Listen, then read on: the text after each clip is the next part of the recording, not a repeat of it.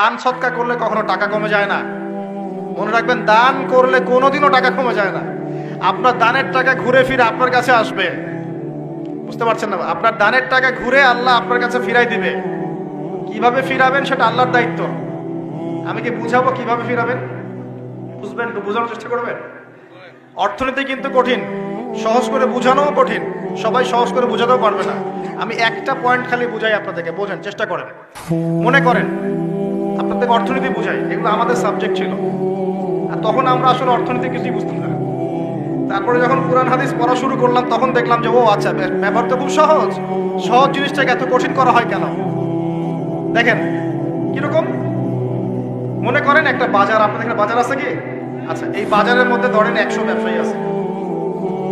ব্যবসায়ীরা ব্যবসা করেন, আল্লাহ পাক ব্যবসা হালাল করেছেন না হারাম করেছেন? হালাল ব্যবসা। ব্যবসায় একটা 10 টাকার পণ্য আপনি চাইলে 30 টাকা, 40 টাকা, 50 টাকা, 100 টাকা বিক্রি করতে পারবেন কি না? পারবেন। মার্কেটের একটা ফিক্সড প্রাইস থাকে, মার্কেট প্রাইস, এটাকে বলে মার্কেট প্রাইস। একটা দাম নির্ধারণ করা হয় যে আমরা এই দামে সব সেল করবো, তাই না? আচ্ছা, এন্ড ব্যবসায়ীরা ব্যবসা করছে, ব্যবসায় লাভও আছে, লসও আছে, ঝুঁকিও আছে। লাভও হতে পারে, লসও হতে পারে। এখন ব্যবসা করার সময় দেখা গেল যে এক ভাই লাভ করলো, আরেক ভাই লস করলো। এমনটা হয় কিনা? আল্লাহ পাক এখানে কি করেন জানেন? এই বাজারের মধ্যে যে সম্পদগুলো আছে, অর্থ সম্পদ, আপনারা যেটা কারেন্সি বলেন, এগুলো আল্লাহ রাব্বুল আলামিন হাত থেকে হাতে ঘোরাতে থাকেন।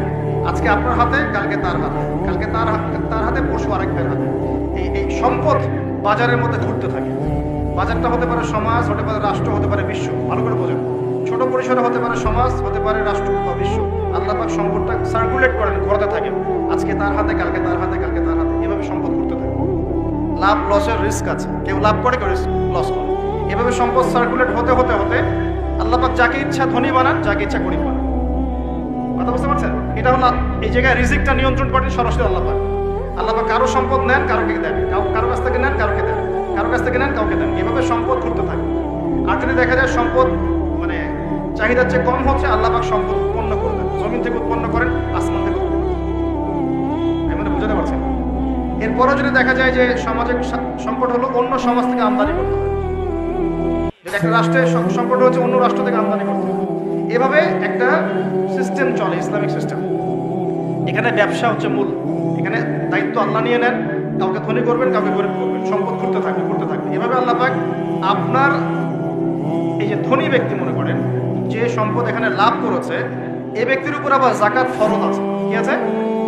যাকাত ফরজ আছে। এখন এই যখন ধনী হবে, যেসব পরিমাণ সম্পদ আসবে, তখন এ যাকাত দেবে গরিবকে। তখন যার হাত থেকে সম্পদ চলে আসছে, ওর কাছে আবার সম্পদ ফিরে যাবে। বুঝতে পারলেন কি কিভাবে সম্পদ আল্লাহ পাক করান? এর যাকাত ছাড়াও আছে সাদাকা। সাদাকা ছাড়া সাদাকাতুল ফিতর আছে, অনুদান আছে। এবং নরমালি আল্লাহ পাক কিন্তু সদকা করতে উৎসাহিত করে। এভাবে একটা ইকোনমিক সিস্টেম চলতে থাকে, ছোট বা বড় পরিসরে। এভাবেই মদিনা টিকে ছিল, এভাবেই মদিনার ইকোনমিক সিস্টেম চলতো নবী সাল্লাল্লাহু আলাইহি ওয়াসাল্লামের যুগে।